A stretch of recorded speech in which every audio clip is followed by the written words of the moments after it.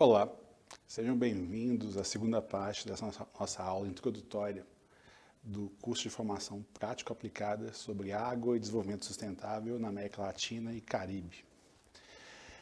Terminando a aula anterior, a primeira parte da aula anterior, eu mencionei que diante de toda a complexidade do tema água, e essa complexidade não só em termos nacionais, mas também das relações entre estados que compartilhem de cursos d'água, foi sendo observada a necessidade de uma especialização do direito internacional no que se convencionou chamar de direito internacional das águas. Qual o papel dele e quais as questões ligadas a esse direito internacional da água? Ele permite uma correlação entre as regras nacionais, que permitem a um Estado garantir sua própria segurança hídrica, e a existência de um regime legal que guia a gestão de seus recursos de água doce compartilhados. Nesse sentido, o papel do direito internacional das águas é a segurança hídrica, já tratada aqui de uma forma mais ampla, mais geral, a prevenção de conflitos e a garantia do uso justo dos recursos hídricos transfronteiriços. Para poder continuar com vocês, eu trago aqui algumas conceituações.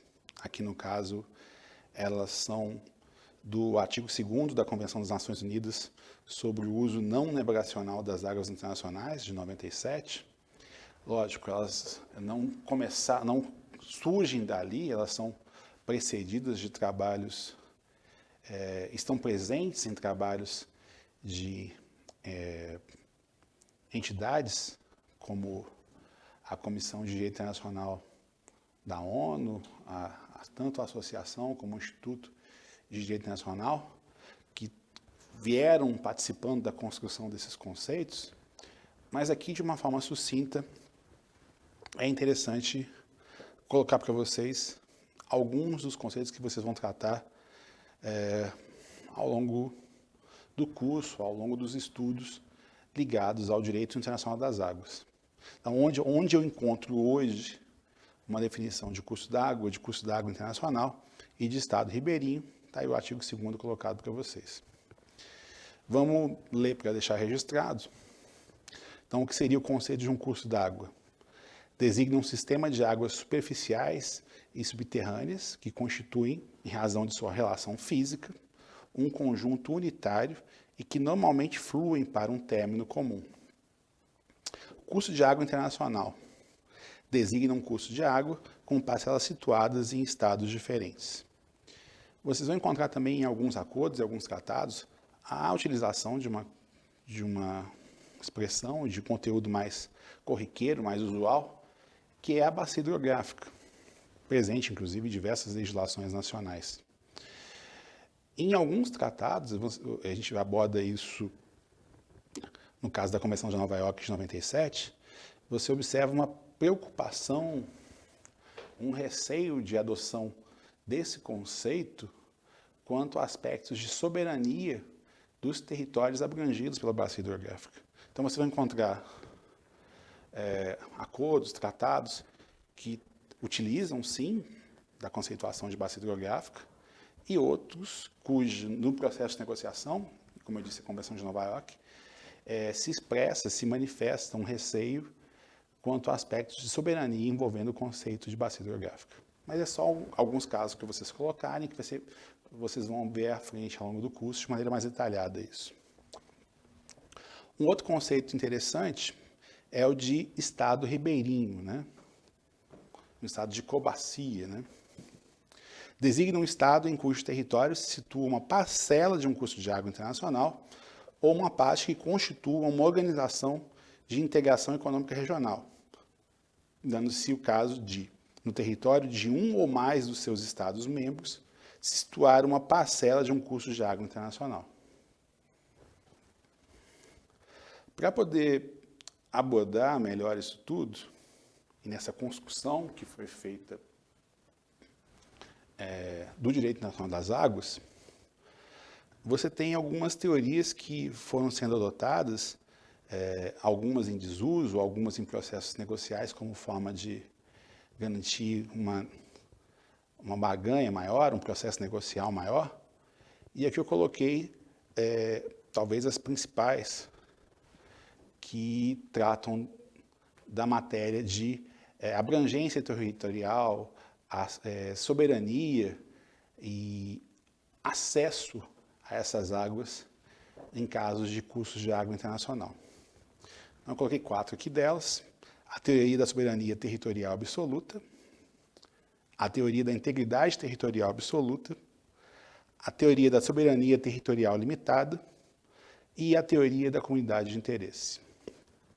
A primeira teoria, que é de soberania territorial absoluta, vocês também vão encontrar na doutrina utilizando a denominação doutrina Harmon. Ela pode ser resumida da seguinte forma: cada nação pode utilizar as águas de um rio internacional que flui em seu território, como quiser, independentemente das consequências em outros países e sem o dever de consultar. Você vê claramente uma posição sobre um uso sem controle da água de um curso d'água internacional. De acordo com a teoria da soberania territorial absoluta, os estados a montante estariam livres para desviar toda a água de um curso d'água compartilhado, sem considerar a necessidade dos estados a jusante.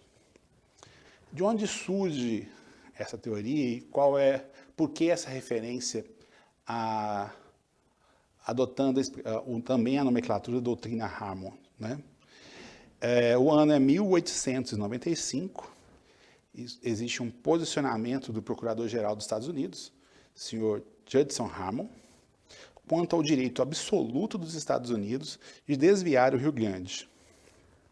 Aí ele coloca assim, eu trouxe aqui para vocês um trecho desse posicionamento: o fato de o Rio Grande não ter água suficiente para permitir seu uso pelos habitantes de ambos os países não dá ao México o direito de impor restrições aos Estados Unidos que dificultariam o desenvolvimento do território deste último, ou privariam seus habitantes de uma vantagem com a qual a natureza a havia dotado e que está situada inteiramente dentro de seu território. Admitir tal princípio seria completamente contrário ao princípio de que os Estados Unidos exercem total soberania sobre o seu território nacional. Apesar desse posicionamento, outros acordos feitos posteriormente, você observa que há uma rejeição disso em favor da aplicação da teoria da soberania territorial limitada. Alguns exemplos eu coloquei para vocês: uma convenção de 1906 entre os Estados Unidos e o México sobre a distribuição equitativa das águas do Rio Grande, justamente, e um tratado de 1909 entre o Reino Unido e os Estados Unidos sobre as águas de fronteira e questões que surgem ao longo da fronteira entre Canadá e Estados Unidos. Atualmente, essa teoria ela não é muito utilizada, né? Não tem muito respaldo e, portanto, pouca prática e adoção em termos do direito internacional. Vamos ver mais à frente algumas críticas feitas a ela e a próxima que nós vamos mencionar aqui. Em seguida, eu trago para vocês a teoria da integridade territorial absoluta. Da mesma forma, eu coloquei um resumo dela na frente. O ribeirinho inferior de um curso d'água internacional tem direito a um fluxo total de água de qualidade natural e a interferência no fluxo natural pelo Estado a montante exige o consentimento do ribeirinho a jusante. Quer dizer, aí é quase o oposto. Você tem uma primeira teoria que visa o interesse dos Estados a montante e agora a contraparte da mesma em relação a Estados a jusante num curso d'água compartilhado. Portanto, o ribeirinho inferior tem o direito de reclamar o fluxo contínuo e ininterrupto de água do território do ribeirinho superior, independentemente da prioridade. Frequentemente, estados ajusantes, obviamente, apoiam essa teoria, pois garante o uso de um rio internacional em condições inalteradas. Essa teoria também tem pouco apoio na prática estatal, na jurisprudência e na doutrina. Aqui eu coloco uma crítica a essas duas teorias. Primeiro ponto, considerando um curso d'água compartilhado, não curso d'água internacional, é a determinação de quem seria o montante, o estado montante, o estado ajusante, ainda mais quando um curso d'água internacional, ele possui mais de um estado ribeirinho, ou seja, aqueles estados de médio fluxo. Quer dizer, como determinar quem seria o estado montante, o estado ajusante, portanto, a aplicação disso, né? E muitas vezes você tem situações em que num mesmo estado, um curso d'água, ele termina no seu território e começa, um outro curso d'água começa também no mesmo território. Então, quer dizer, você aplicaria teorias diferentes de acordo com o fim ou o início de um curso d'água no seu território? Na prática, quando se vê ainda, né, no histórico de negociações, quando ainda você vê a colocação dessas teorias, né, é muito no sentido de barganhar, de negociar pontos, tentando um benefício mútuo entre as partes, um jogo de soma zero, buscando um compromisso comum entre as partes. Bom, vistas essas duas teorias, vamos com a mais adotada, que é a teoria da soberania territorial limitada. Ela também é conhecida como teoria da igualdade soberana e da integridade territorial. Afirma que todos, coloco para vocês um resumo, né, como eu fiz com as anteriores, afirma que todos os estados com curso d'água gozam de direito igual à utilização de um recurso hídrico compartilhado, e cada estado de curso d'água tem que respeitar os direitos correlativos de outros estados com curso d'água.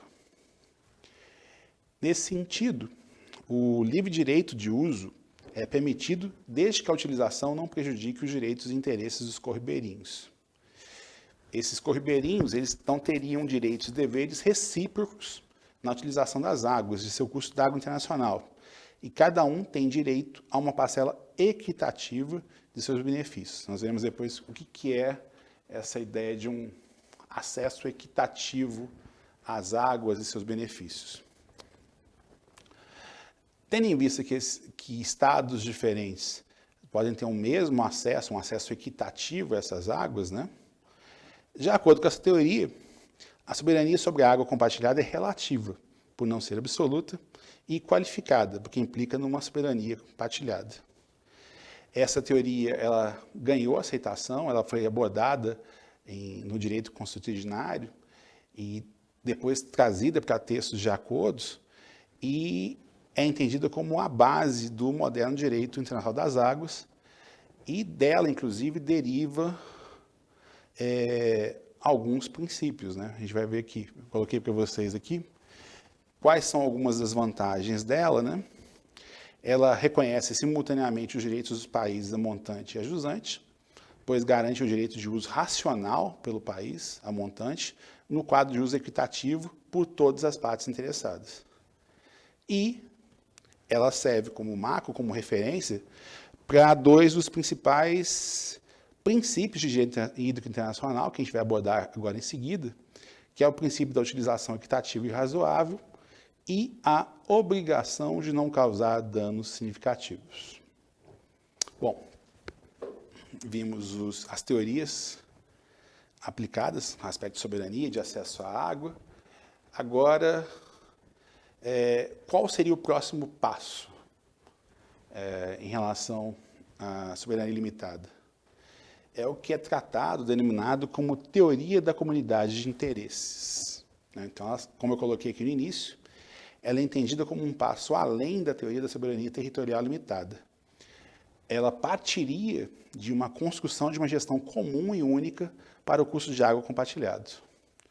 Você encontra uma origem dessa teoria, né, de um posicionamento do Tribunal Permanente de Justiça, fez referência ao conceito na jurisdição territorial de 1929 da Comissão Internacional do Rio Oder, onde foi declarado que essa comunidade de interesses em um rio navegável se torna a base de um direito legal comum, cujas características essenciais são a perfeita igualdade de todos os estados ribeirinhos no uso de todo o curso d'água e a exclusão de qualquer privilégio preferencial de qualquer estado ribeirinho em relação aos outros.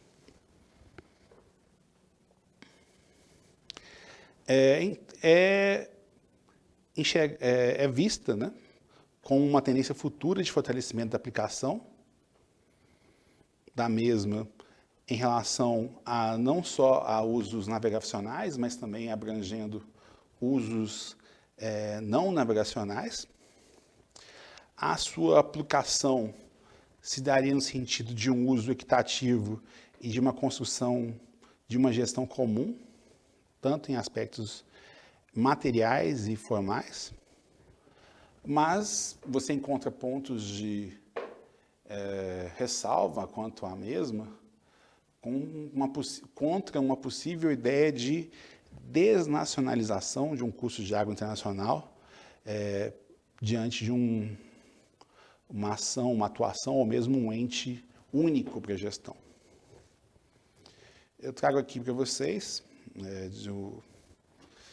de um documento que tratou da Convenção de Nova York, né, da Convenção dos Cursos d'Água de Nova York, de 97, um quadro que resume um pouco essas teorias, né? Então, a integridade territorial absoluta acima, certo? Sem interferência com o fluxo natural e suas condições. A soberania territorial absoluta, uso limitado, independente da necessidade de estados ajusantes. No meio, o que é mais adotado, que é a soberania territorial limitada. Os estados devem respeitar a soberania de outros estados, direitos iguais de uso. E a tendência futura da aplicação da teoria de comunidade de interesse.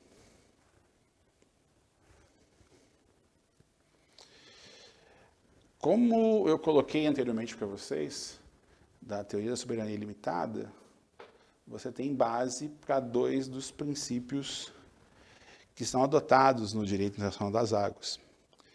Então, eu trouxe aqui 4 deles, que seriam os mais importantes e encontrados em vários textos de acordos e tratados.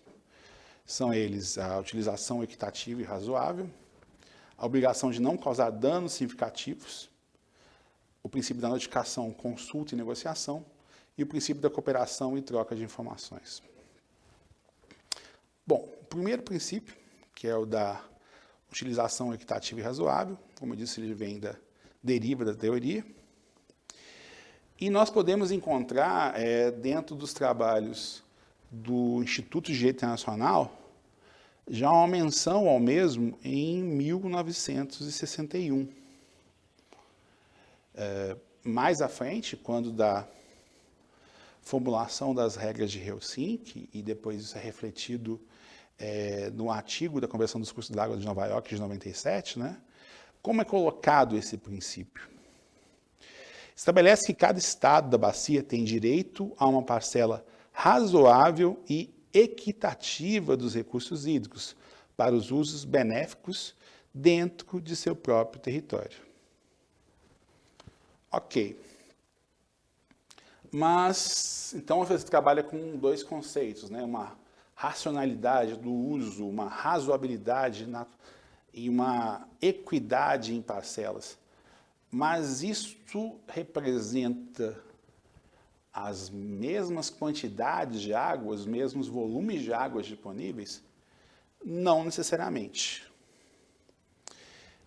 Por isso a ideia do equitativo, né? Na ideia do necessário ao atendimento às demandas de um estado corribeirinho, de um estado que compartilha de um curso de água internacional.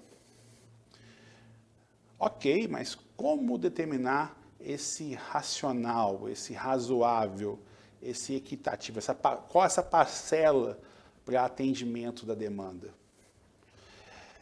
Você tem listado na Convenção de Nova York, Convenção dos Custos da Água, da ONU, fatores relevantes que devem ser levados em conta para uma determinação desses quantitativos. Isso você encontra anteriormente, já nas regras de Helsinki, encontra no artigo 6º da Convenção e no artigo 13º das regras de Berlim. Então você vê que é uma construção que veio anterior à Convenção de Nova York, quer dizer, dentro dessa formulação de conceitos, de regras, de procedimentos que foi tornando mais complexo, tornando mais especializado esse direito das águas internacionais, você encontra já nas regras de Helsinki de 66. E um ponto interessante é que, pelo que se vê na doutrina, mesmo nas negociações dessa Convenção de 97, eles só foram incluídos na forma de um artigo na Convenção, já na sua fase final de negociação. Bom, o que essa ideia de atendimento às demandas, de uma equidade de acesso, de acesso em quantidade de acordo com o que um Estado precisa para atendimento da sua realidade hídrica, nos leva a entender. Isso implica num equilíbrio de interesses para acomodar as necessidades e usos de cada Estado ribeirinho. Esse princípio ele está presente em codificações internacionais e é aplicado na prática estatal, na prática negocial e decisões judiciais.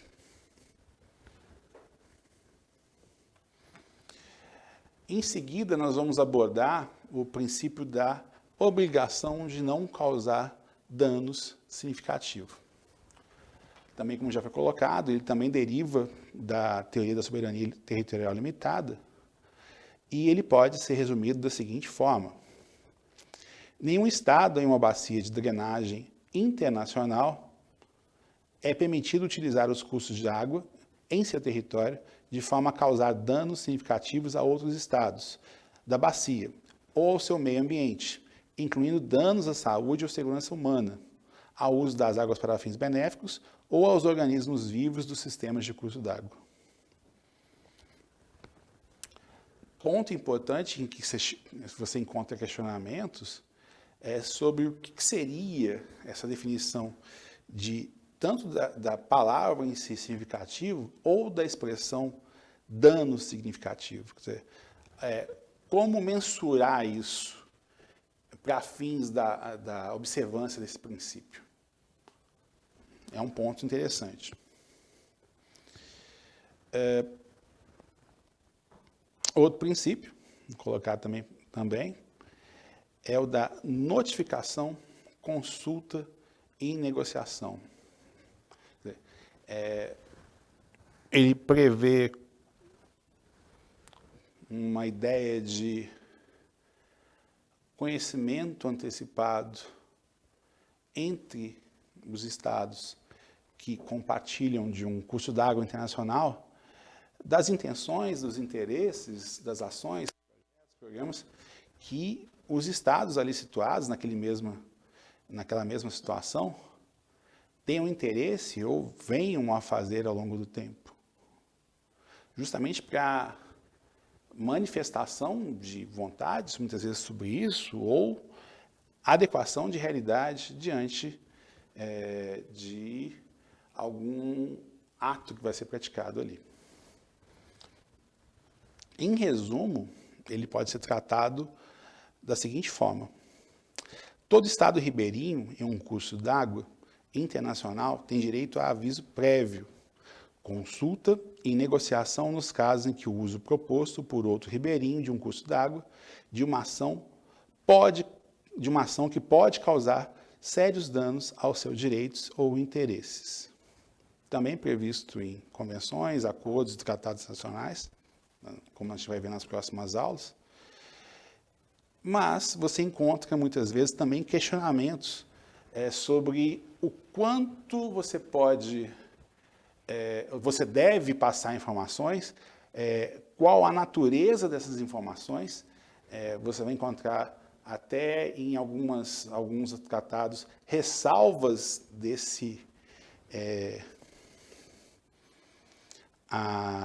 ao quanto você tem que informar, né?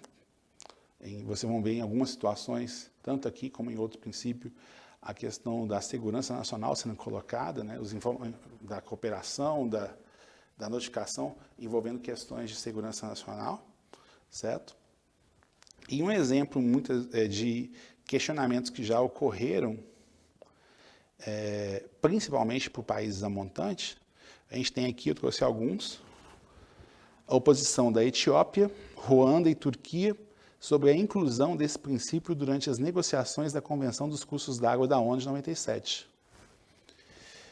Embora teve essa manifestação contrária da inclusão do mesmo no texto final da convenção, ele acabou sendo incluído e as consequências do mesmo nos artigos de 11 a 18. Então, todo o processo de consulta sobre interesses na bacia, sobre procedimentos a serem adotados no caso de alguma ação que possa efetiva ou potencialmente causar dano no curso d'água internacional, todo esse aspecto formal de procedimentos, de prazos, de tempo de resposta, de negativa, isso está colocado na Convenção dos Cursos d'Água de Nova York de 97, baseado nesses princípios.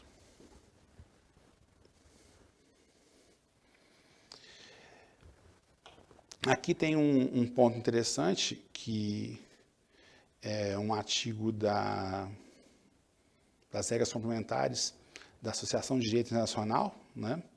Foi aprovado em 86, na sua 62ª conferência, né? Que ele faz um comentário. Quando um Estado da bacia se propõe a empreender ou permitir a realização de um projeto que possa afetar substancialmente os interesses de qualquer Estado com a bacia, ele deverá dar a esse Estado ou Estados aviso do projeto. O edital incluirá informações, dados e especificações adequadas para a avaliação dos efeitos do mesmo.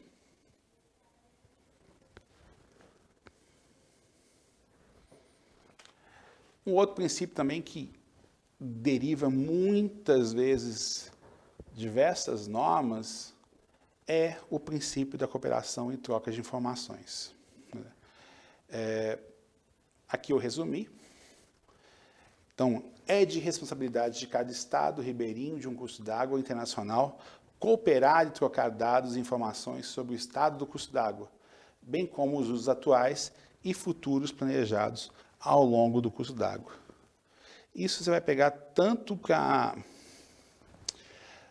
situações corriqueiras, então, informações sobre qualidade de água, sobre monitoramento de aspectos quantitativos ou qualitativos, buscar compartilhar essas informações para uma manutenção de condições desse curso d'água, passando até, como já colocado também, sobre possibilidades de dano e mesmo a ideia de prevenção a risco, medidas necessárias para tanto, e em situações de emergência, como fazer. Quer dizer, essa cooperação, buscando até muitas vezes um conjunto de ações comum entre os estados corribeirinhos, todo esse regamento que pode surgir a partir disso, também nós vamos ver ao longo dos tratados e acordos que vão ser abordados no curso, eles também derivam desse princípio de cooperação e troca de informações. Então, pensem nesse princípio desde situações corriqueiras e que sejam a própria gestão e manutenção daquele curso d'água internacional, até a hipótese de prevenção a risco, prevenção a dano e em casos de situação de emergência e quais planos de contingência e suas ações, tanto individuais como coletivas, comuns aos estados ribeirinhos, podem ser feitos. Mais um princípio para vocês, a ideia da solução pacífica de disputas. Em resumo, eu posso colocar aqui esse princípio: todos os estados em um curso d'água internacional devem buscar uma solução das disputas por meios pacíficos, caso os estados em causa não possam chegar a um acordo por negociação. Também é incorporado nas convenções, você tem, inclusive, processos como, por exemplo, de arbitragem sendo colocados, um exemplo na Convenção dos Cursos d'Água de Nova York, ela coloca que dentro dos métodos que podem ser adotados, tem um anexo lá dentro do texto da Convenção sobre o processo de arbitragem, dentre do que é colocado lá sobre formas de buscar negociação e solução para disputas. Por fim, para fechar essa aula com vocês, eu queria fazer um resumo desse processo de evolução, dessa codificação do direito internacional das águas. Você pode observar em alguns dos atos, eu trouxe aqui alguns, o universo de acordos e tratados é muito mais amplo que isso. Um número que me vem à cabeça é mais de 3.500 entre bilaterais, multilaterais, etc. Mas aqui, para o nosso objetivo, serve para demonstrar o seguinte. Inicialmente, você tem um foco em relação a uma gestão desses cursos d'água transfronteiriços, visando necessariamente o uso para fins de navegação. E aí os exemplos que eu coloquei para vocês: Ato do Congresso de Viena, de 1815, a primeira grande referência de tratado multilateral, que é a Convenção de Mannheim, de 1868, sobre navegação no Reno entre Bélgica, França, Alemanha e Holanda, que aprovou as recomendações do Congresso de Viena de 1815 e da Convenção de Mainz de 1831, com uma manutenção de uma hidrovia e garantia de liberdade de navegação ao longo do curso d'água, ao longo do Reno. E a Convenção e Estatuto sobre o Regime de Vias Navegáveis de Preocupação Internacional, conhecida como Convenção de Barcelona, de 1921. À medida que a água vem ganhando importância como uma força para fins de geração de energia elétrica, à medida que outros usos vão se tornando relevantes, além dos usos navegacionais,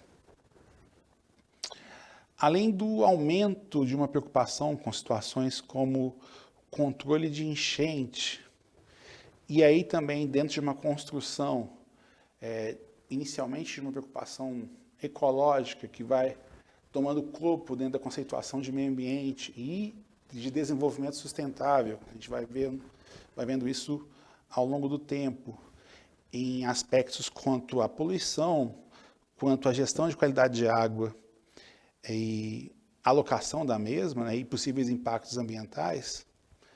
Você tem, então, uma mudança de foco indo além de textos que reflitam só uma preocupação e uma regulamentação do uso navegacional. Eu ressalto aqui 3 instituições já mencionadas, que são de extrema importância para essa evolução dessa codificação, e eu coloquei o link das mesmas, que é a Comissão de Direito Internacional da ONU, International Law Commission, a Associação de Direito Internacional e o Instituto de Direito Internacional. E menciono, para encerrar essa nossa parte introdutória, algumas das normas ou casos que são referência para se discutir, então, essa especialização e construção de um direito internacional das águas, que são as regras de Helsinki sobre o uso das águas de rios internacionais, de 66, a própria Convenção das Nações Unidas sobre o uso não navegacional de águas internacionais, de 97, um caso de referência, que é o caso Gabčíkovo-Nažimarus, e mais recentemente das regras de Berlim sobre os recursos hídricos. Bom, é isso. Muito obrigado por estar até agora fechando comigo essa parte introdutória. E fica aqui os meus contatos, caso necessário.